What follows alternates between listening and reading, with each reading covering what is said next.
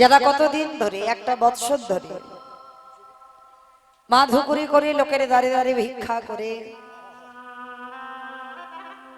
কয়েকটা মুষ্টিগত বাড়ি, অনেক বাড়ি বা অনেক ফ্যামিলি যুক্ত নয় কীর্তনে, আমার তবে এসে শোনা বাবা, তো কয়েকটা ঘর মিলে আজকের এই এত আনন্দের মহানামযজ্ঞানুষ্ঠানের আয়োজন করেছে।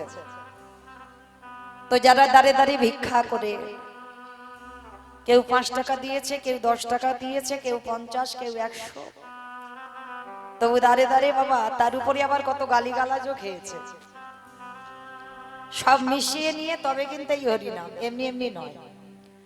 আচ্ছা ভালো করে ভেবে দেখেন তো কি দরকার ছিল, কি প্রয়োজন ছিল এই যে একটা বছর ধরে লোকের দাঁড়ে দাঁড়িয়ে মাধুকুরি করে এই হরিনামের আয়োজনটা করবেন? তাদের কি পেটে খাওয়া হয় না, নাকি তাদের চাকরি গত নেই, না ব্যবসা নেই? তারা নিজের জন্য করেনি। মহাপ্রভু বললেন কলিযুগে হচ্ছে আমার মহাপ্রভুর সেবা দিতে গেলে 5 বাড়ির দাঁড়ে দাঁড়িয়ে গিয়ে বাবা একটু ভিক্ষা করতে হবে। আমার আছে বলে আমি প্রভুর সেবা দেব হবে না, আমার আছে বলে আমার 3 তলা বাড়ি আছে, আমি চাকরির পেনশনের টাকা পাই, কীর্তন করাবো হবে না। আগে লজ্জা ঘৃণা ভয় 3 থাকতে আমার গৌর গোবিন্দ নয়। 5 বাড়ির দাঁড়ে দাঁড়িয়ে গিয়ে আগে ভিখারির মতো দাঁড়াতে হবে, আর ভিক্ষা করে সেই চাল ডাল এনে সেই অর্থ এনে যদি আমার প্রভুর সেবার কাজে লাগাও, তবে আমার সেই প্রভু প্রসাদ গ্রহণ করে। তো যাই হোক, কীর্তনের প্রারম্ভে, কীর্তনের সবার আগে আমার কমিটি দাদা ভাইদের আগে আমি প্রণাম দিলাম। শুধু আমি বলে নয়, যত যত কীর্তনিয়ার আমরা আসব, প্রত্যেক কীর্তনিয়ার কর্তব্য বাবা যারা ভিক্ষা করে হরিনামটা চালায় তাদেরকে আগে প্রণাম দিতে হয়। কেননা তারা বুঝেছে এটা কলিযুগ, কলিযুগে যাগযজ্ঞ নয়, ব্রত পূজা নয়, ধ্যান তপস্যা নয়, হরির নাম হরির নাম হরির নাম ইব কেবলম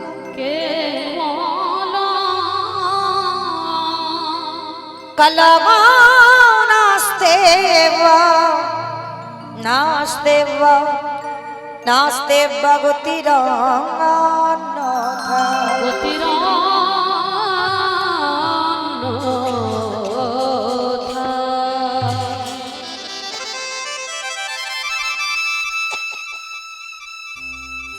কলির মানুষের হরিনাম ছাড়া কোনো গতি নাই, কোনো গতি নাই, কোনো গতি নাই। একমাত্র ভব পারাপারের সম্বল হলো হরিনাম। তো মাইরা, এই যে হরিনাম হচ্ছে আমাদের একমাত্র সম্বল, এইটা শুধু আমি বলছি বলে নয়, একটু বাস্তবে মিলিয়ে নেন। পৃথিবীতে যে যাই করি না কেন, হরিনাম হচ্ছে আমাদের একমাত্র ভব পারাপারের সম্বল। যদি বলো কেন, একটু বিচার করে বাস্তবের সঙ্গে মিলিয়ে দেখেন। এই যে যাদের যাদের আগলে বসে আছো না, এরা কেউ তোমার নয়, সব দুদিনের জন্য। যতই বলি না কেন, ছেলে আমারে, মেয়ে আমারে, জায়গায় আমারে, জমি আমারে, বৈভব আমারে, বন্ধু আমার, ওই যতই আমারে আমারে করো না কেন, একেবারে যদি বাঁশি বেজে যায়, পড়ে থাকবে সরকারি খামার। এসেছো একা, তুমি যাবে একা। কি গো মাইরা, যেদিন এসেছিলে তুমি কাউকে সঙ্গে আনো নাই, আরে যেদিন তুমি মায়ামোহ সংসারে ছেড়ে চলে যাবে, কাউকে তুমি সঙ্গে নিয়ে যাবে না। এসেছো খালি হাতে, তুমি যাবে খালি হাতে। তোমাইরা শুধু যাবে তোমার সাথে তোমার কর্মফল। কতটুকু তুমি ভগবানকে ভালোবেসেছো, কদিন হরিবাসরে বসেছো, কদিন ভাগবত আসরে বসেছো, কদিন একাদশী করেছো, কদিন ভগবানের চরণে তুলসী দিয়েছো। এই ভালো ভালো কর্মগুলো তোমার সাথ দেবে, তবে বাবা আরেকজন তোমার সাথ দেবে, ওই গ্যারান্টিটা আমি দিতে পারি। জানি না আপনাদের এটা মুর্শিদাবাদ তো নাকি? মুর্শিদাবাদ, বাহ। তাহলে এই মুর্শিদাবাদের নিয়ম আছে কিনা, তবে আমার ডায়মন্ড হারবার এলাকায় নিয়ম আছে। সে যে যত বড় লোক হোক আর গরিব হোক, বা মানুষ মরে যাবার পরে দুটো জিনিস ভাড়া করতে হবে, একটা হলো খোল আর একটা হলো করতা। কি মাইরা আপনাদের গ্রামে ভাড়া টাড়া হয়তো আর পিছনে বলতে বলতে যায় না বলো হরি বলো হরি কি মাইরা বলে? আচ্ছা কেন বলবো এই জায়গাটা একটু বিচার করে দেখেন কেন বলবো? হরিনাম যদি আমাদের শেষের দিনে সম্বল না হবে তাহলে শেষের দিনে আমরা হরি বল বলতে বলতে যাবো কেন? ঠাকুর বিসর্জন করতে যাচ্ছে বড় বড় ডিজে বক্স বাজছে আর যেদিন আমাদের দেহটা বিসর্জন হবে একটা ডিজে বক্স বাজালে হতো না? নিশ্চয়ই হতো। তাহলে হচ্ছে না কেন? এই জায়গায় চৈতন্য মহাপ্রভু শিক্ষা দিলেন, ওরে কলির জীব ভালো করে পিছনের দিকে তাকিয়ে দেয়, এসেছিস একা যাবি একা, তাহলে তোর সাথ দিচ্ছে কে? এই হরি নামে যাবে।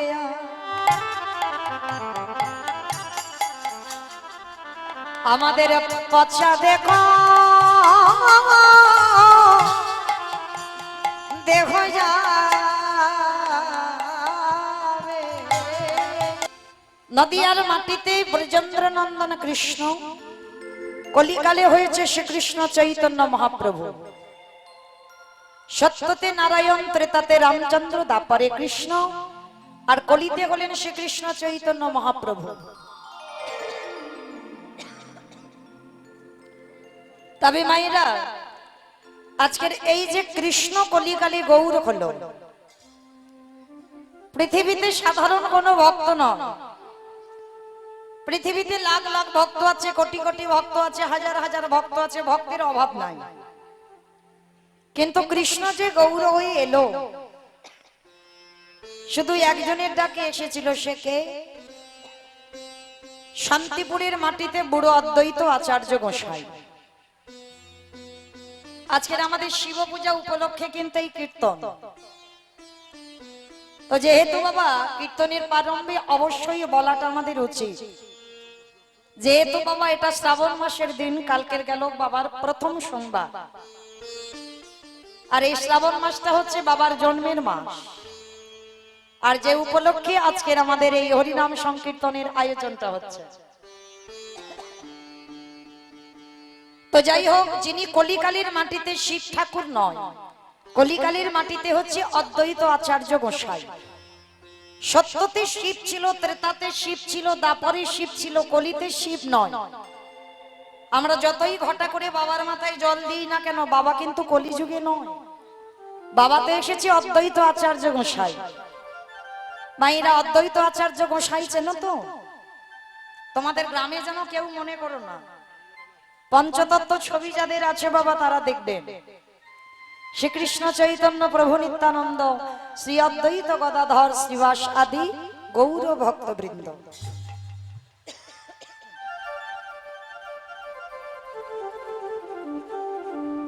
মাঝখানে যে ছেলেটা দাঁড়িয়ে আছে কলিকালের ভগবান নিমাই, ওটা আমরা সবাই জানি।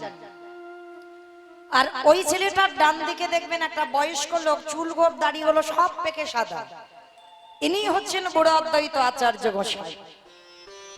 ইনি হচ্ছেন পরম বৈষ্ণব বাবা ভোলানাথ।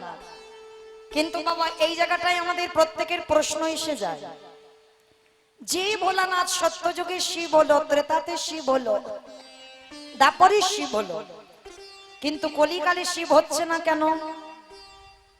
অনেক অনেক ভক্তরা কি বলে জানেন মা? বলে কলিযুগ তো,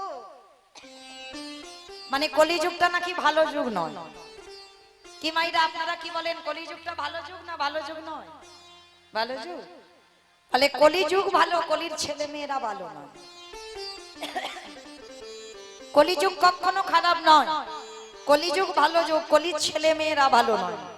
যার জন্য ভগবান সত্যযুগকে ধন্য বলেনি, ত্রেতা যুগকে ধন্য বলেনি, দাপরকে ধন্য বলেনি, কিন্তু কলিযুগটাকে বলছে ধন্য কলিযুগ। কেন ধন্য বলা হলো? সত্যযুগে ভগবান অস্ত্র ধারণ করে হিরণ্যকশিপুরকে মারল, ত্রেতা যুগে রাবণ কুম্ভকর্ণকে মারল, দাপর যুগে কংস, শিশুপাল, দন্তবক্র, পুতনা, কালিয়নাগ, পুতনা, অকাশক, বকাসুর, হরিষ্টাসুর শুধু মারামারি করলো। কই দেখাতে পারবে কলিযুগে ভগবান কাউকে মেরেছে? এবি অস্ত্র না ধরিব, প্রাণে কারে না মারিব, প্রেম দিয়ে চিত্ত শুদ্ধি করিল সংহার। কলির মানুষ এত ভালো মানুষ, কলির মানুষ এত শান্ত মানুষ, এদের জন্য মারামারি পেটাপেটি অস্ত্র ধরতে হবে না, একটু নাম আর প্রেম দিলে এরা উদ্ধার। তাহলে বাবা জানলাম কি কলি ভালো। তাহলে কলি যদি ভালো হলো তাহলে শিব ঠাকুর কেন আসছে না? কলি যদি ভালো হলো তাহলে তিন যুগে শিব হলো, কলি যুগে রূপটা ত্যাগ করে অদ্বৈত আচার্য হলো কেন?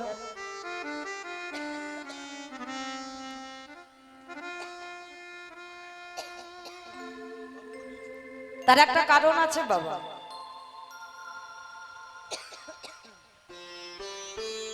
কলিযুগে এই যে বাবা ভোলানাথ অদ্বৈত আচার্য মশাই হলো, তার একটাই কারণ ছিল। কারণটা কি? এই কারণের কথা জানতে গেলে বাবা আমাদের সবাইকে যেতে হবে একটুখানির জন্য মহাভারত। আর মহাভারতে গেলেই প্রশ্নের উত্তরটা পেয়ে যাব। কিসের জন্য পরম বৈষ্ণব বাবা ভোলানাথ কলিকালে শিব ঠাকুর হতে পারছে না? তাহলে চলেন সেই মহাভারতের পাতায় গিয়ে আমরা জানবো। যুধিষ্ঠির মহারাজ করেছিল রাজস্বয় যজ্ঞ। এখানে যারা আমরা তত্ত্বজ্ঞানী, যারা শাস্ত্র জ্ঞানী, তারা অবশ্যই জানবো এই যুধিষ্ঠির মহারাজ করেছিল রাজস্বয় যজ্ঞ। আর এই রাজস্বয় যজ্ঞে আমার ভগবান কৃষ্ণ সবাইকে দায়িত্ব দিয়েছিল। আর যুধিষ্ঠির দাদা হেসে বলেছিল, কৃষ্ণ কৃষ্ণ তুমি সবাইকে দায়িত্ব দিচ্ছ, তা তুমি নিজে কোনো দায়িত্ব নেবে না?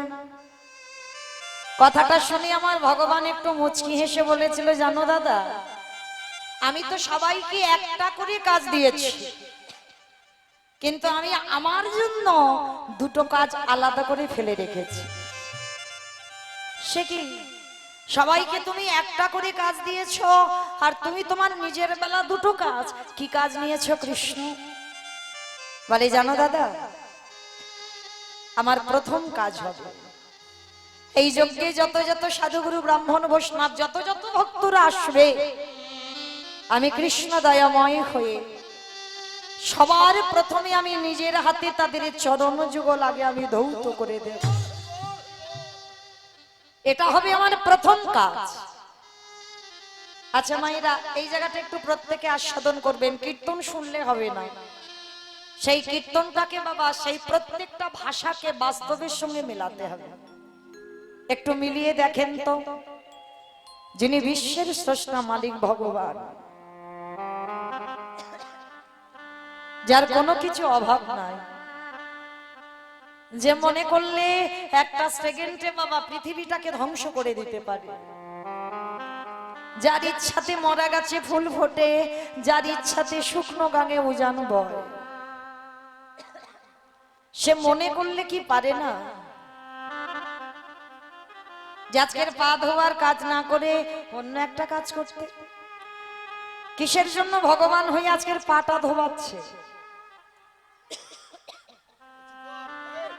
মনে রেখো বাবা,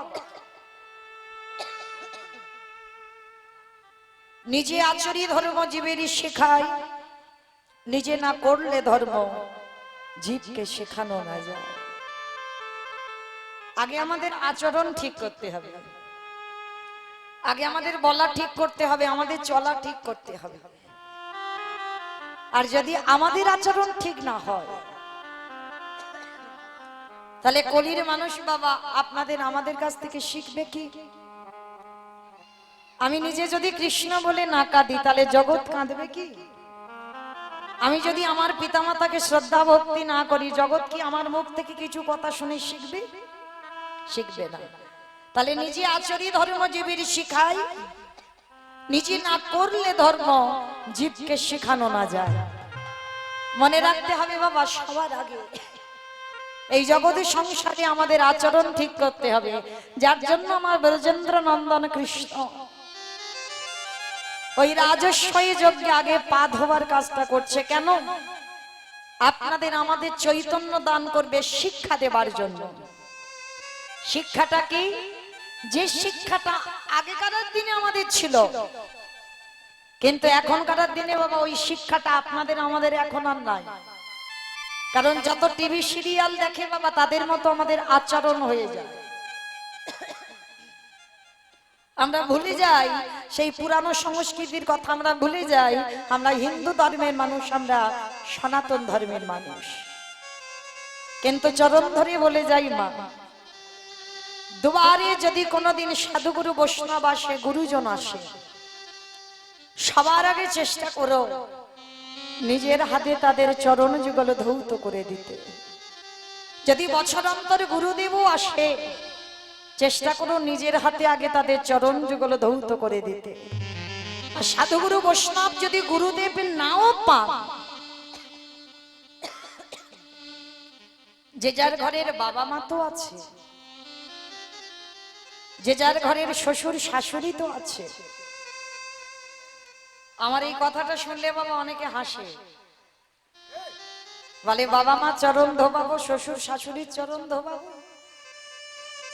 আমি রোজ রোজ বলে যাচ্ছি না মা, বৎসরে একবার চেষ্টা করো অন্তত বাবা মার চরণ যুগল একটু ধৌত করে দিতে। কারণ জানো না গো, এটা মৌমিতা বলছে না, এটা ভাগবত বিধান দিচ্ছে। ভগবান কৃষ্ণ তো সুদামাকে বলেছিল, সুদামা এই পৃথিবীতে সব থেকে বড় গুরু যদি হতে হয়, যে যার ঘরের বাবা মা, তারপরে গুরু হলো শিক্ষা গুরু, দীক্ষা গুরু, তারপরে গুরু হলাম আমি ভগবান। কই একবারও তো কৃষ্ণ বলেনি সবার আগে আমি বড় গুরু, সবার আগে বাবা মাকে জায়গা দিয়েছে। কেন? হাজারবার বৃন্দাবন যেতে হবে না, নবদ্বীপ যেতে হবে না, হরিদ্বার, দক্ষিণ ভারত, পশ্চিম ভারত, কোথাও যেতে হবে না। যদি তুমি আসলে দেবতাকে কষ্ট দাও, তাহলে কোনো তীর্থটাই তোমার হবে না। তাহলে চেষ্টা করতে হবে সারা বছর অন্তর একবার নিজের হাতে, যে বাবা মা হাড় খাটুনি খেটে তোমায় বড় করেছে, মানুষ করেছে, বছর অন্তর একবার বাবা নিজের হাতে ওই চরণ যুগল ধৌত করে ভগবানকে যেমন গলায় মালা পরিয়ে যেমন সেবা পূজা দাও, বছরে একবার নিজের হাতে ওই বাবা মাকে একবার অন্তত খাইয়ে দিও। যে কত রাত না ঘুমিয়ে, কত রাত না খেয়ে তোমাকে খাইয়েছি, ভগবান বললেন সে যদি আমায় ভুলেও যায়, সে যদি আমায় ডাকতেও ভুলে যায়, আমি সারা জনম আমি সেই ভক্তের দরজায় বন্দী হই। আমি যে ভক্তে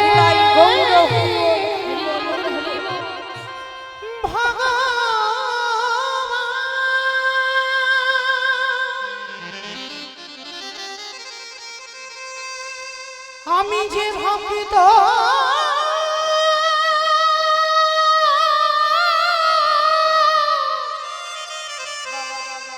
ভক্ত ছাড়া কিছু জানি না,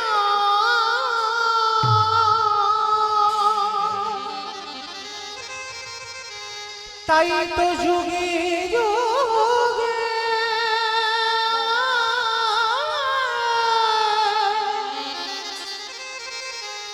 ওই ভক্তের কাছে ছুটে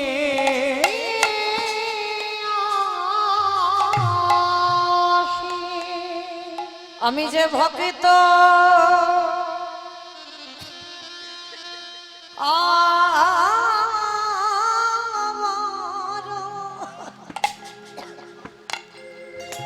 অগবড ভালো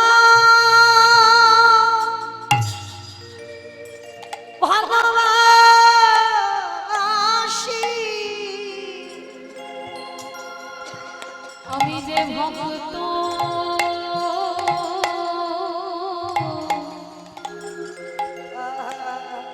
ও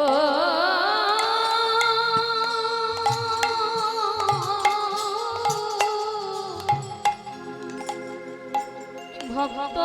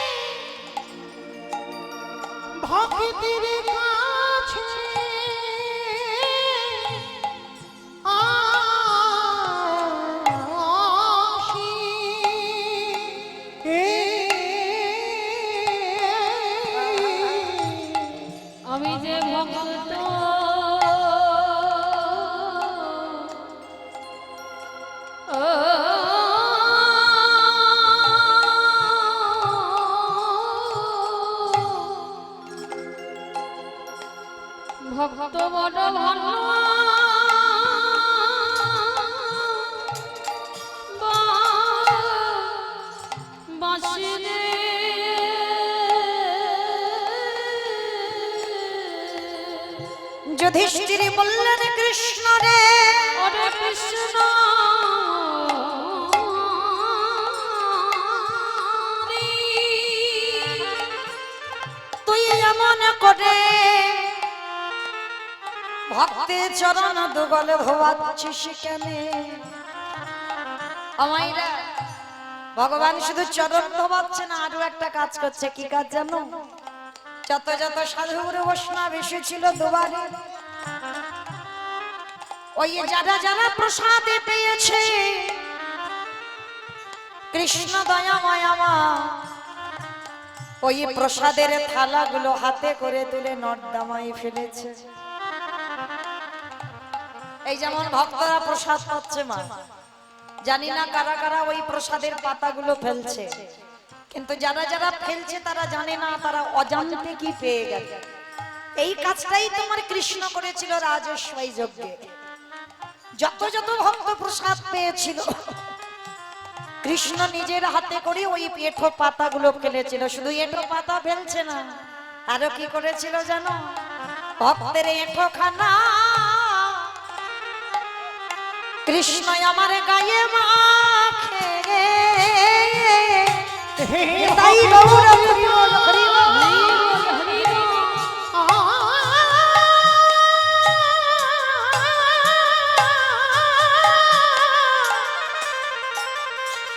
হে ভক্ত কৃপা